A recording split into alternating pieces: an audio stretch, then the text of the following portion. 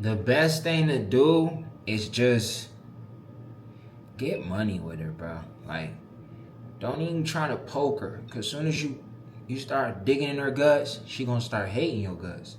So it'll be a way better relationship and longevity to y'all if you just get money with her.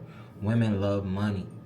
You need money to take care of a woman. So just get money with her. Don't even try to bend her over. Like, don't do it. I meet women now, I don't even be trying to like fuck them, cause that shit, like, who cares? I'm trying to get money. I want to see how much money can I accumulate with you. Then maybe we can worry about all that other shit.